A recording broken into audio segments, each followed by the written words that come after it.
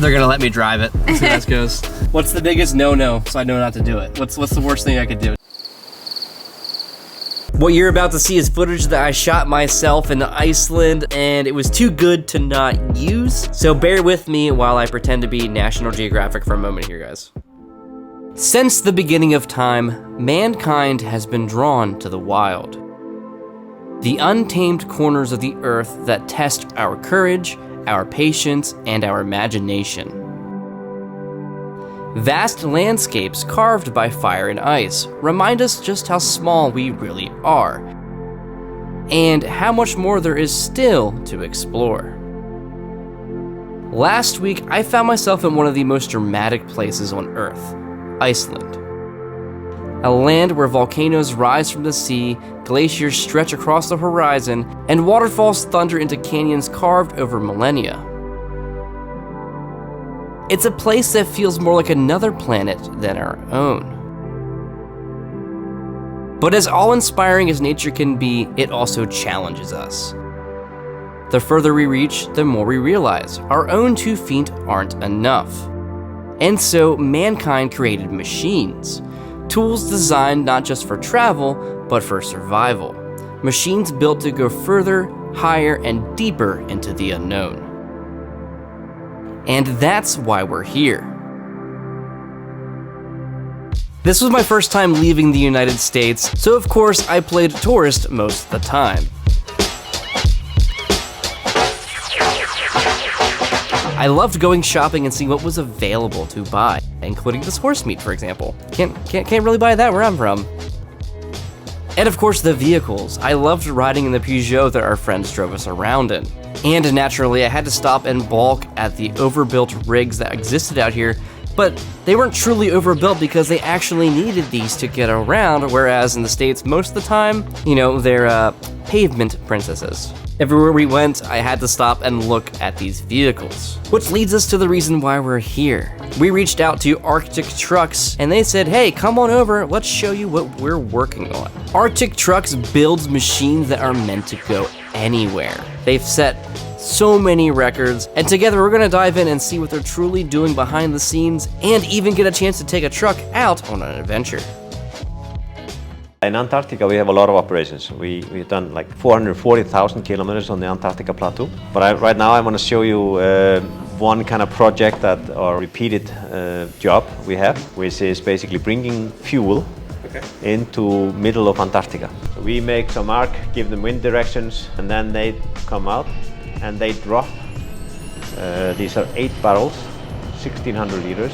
Sometimes they sink very deep. Then we just need to be there. We go and we clean it up. We use the winch and the crane so we can pick up the fuel and move it to one location, and in that same location we build a skiway. So airplanes on skis can come on the way to South Pole. So for this we use kind of like a groomer, go back and forth to make it kind of smooth. Airplanes can come and go, and these ones are on the way, probably on the way to South Pole.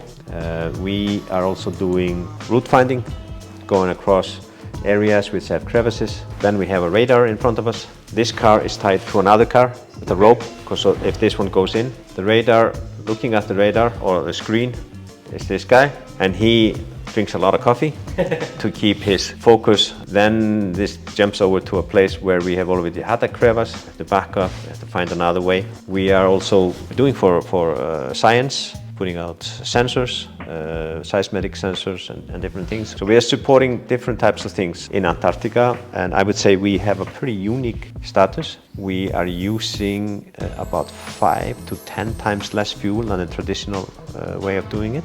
That's phenomenal. That's phenomenal. Yeah. And we are doing about 3 to 5 times faster, which is also phenomenal. I'm pretty proud of that. Yeah, you should be. Yeah, I'm proud of you guys for that. It all it's based on vehicles that are developed for the purpose, and it's built on people that know how to use the vehicles and kind of stay in this environment. And we only operate deep field. Tourism in Antarctica is 98% peninsula.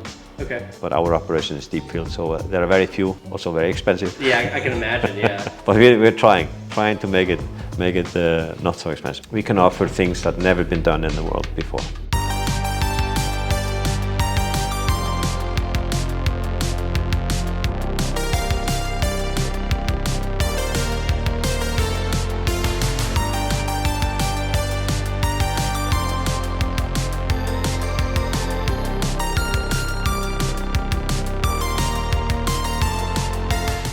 Emil then took me down to his workshop, where he showed me a Ford F-350 that is getting the Arctic Trucks treatment. This truck is getting 44-inch tires and is also sporting their custom 4-link suspension that combines both air and coilover dampening. He also explained to me that all their parts are custom designed and cut out in-house. And because we do similar things for our projects, you probably know that I love to see that. He then rolled out this massive 44-inch tire to compare it to the original F350 tire.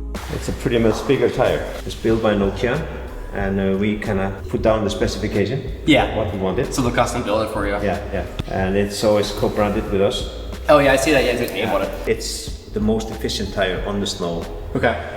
For like 95% of the conditions you have. How long have you been developing these tires, would you say? So this we started working on 2015. Okay. And it came on the market 2017, I think. Okay. It takes time to convince people, but today most people will use this one. But still, you know, this one basically takes away capacity of a 46, up even 49 in some cases. Wow. So you also save a lot of fuel on normal roads. This one is for the 40-inch tire.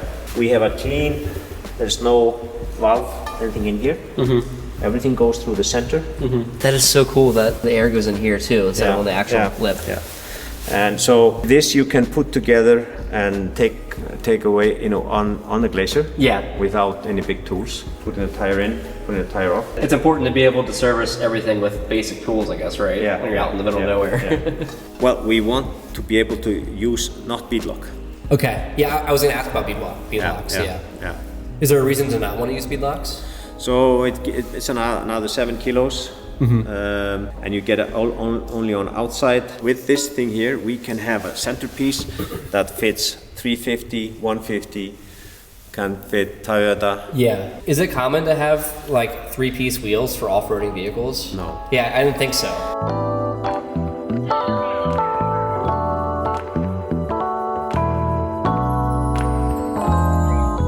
In 2022, we wanted to pioneer a new route going up to the Arctic Ocean. Started from Yellowknife, went down the winter route with some, you know, mining route, and then we just took a heading, crossed the tundra, over some mountain, over some canyons, and had some adventures. Almost 900 some kilometers to Resolute. But on the return trip, there were 2 cars, this one and another car going back. They are going really fast, enjoying the life, sitting in their underwear, listening to music, and just kind of like having a good time going fast, when the car that is behind falls through the ice. Oh man.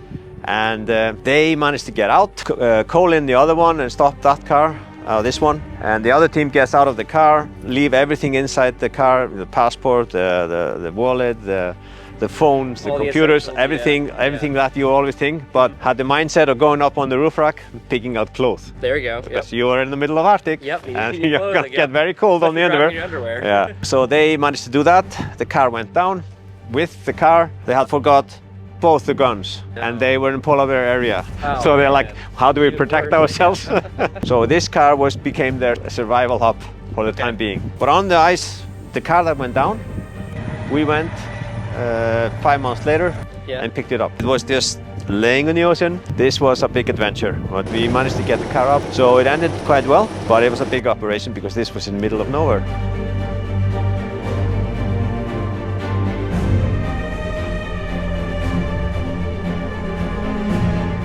We had to abandon the idea of using F-150 because they stopped producing a diesel. Okay. And you know that engine is made in the UK. Okay, oh it is. This is the diesel engine made in the UK. I didn't know that. So this one is the 6.7. So when they didn't have any diesel anymore, we decided to go over to F-350. That meant another 1,100 kilos on top. So in Antarctica we now have 4 6x6 F-350s. And we keep nice chairs with electric. Yeah, gotta be comfortable. Because we're sitting 14 hours, 15 hours a day. Yeah. We need to have a nice seat. It's pretty tall. All right, let's do it. So I just jump, right?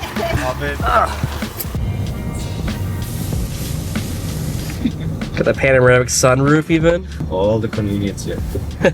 Antarctica cars, they don't have the sunroof. No. It's amazing how quiet is it in here. This is 44-inch the 44. tire. Tire is quite silent, and that was part of the design. To have it silent, actually, you might have to drive 200 kilometers on the highway, Yeah. and then you do maybe a few hundred kilometers on a glacier.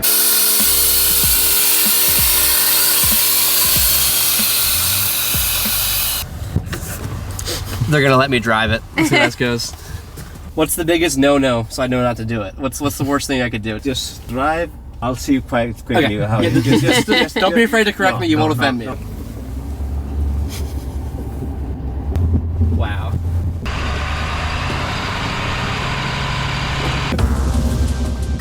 Good speed? I'll go faster. Faster? Okay.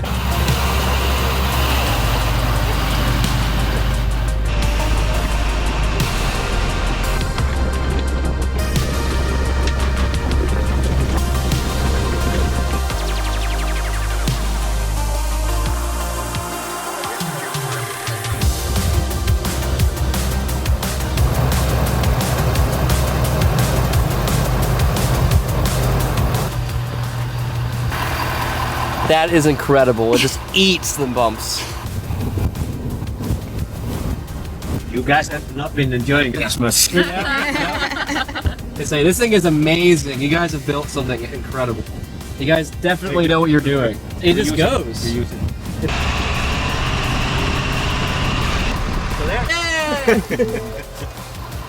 Do you want to drive?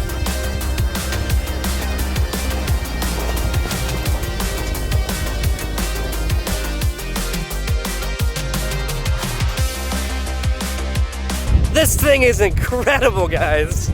I wish you could feel what it's like to go 50 kilometers per hour over these rocks.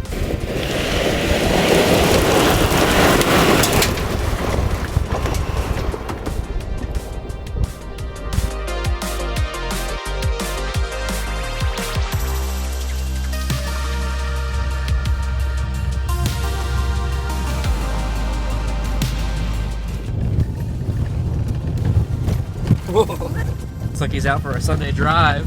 Yet, meanwhile, this is our terrain.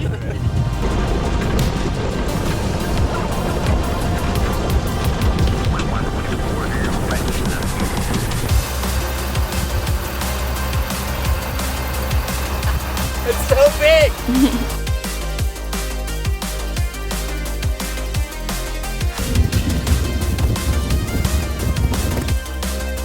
Huge thank you to Arctic Trucks for letting us come out and take up some of their time. Taking one of their trucks out was an awesome experience, and I know that what we did with the truck here was nothing near what they typically do with their trucks and their expeditions, but this is something I'm going to be thinking about for a long time. As someone who's driven many vehicles in my career, this is one of the ones I'm not going to forget. So thank you for watching, guys, and we'll see you next week for another video. And as always, thank you for hanging, well, not in the shop with us, but out and abroad this time, I guess.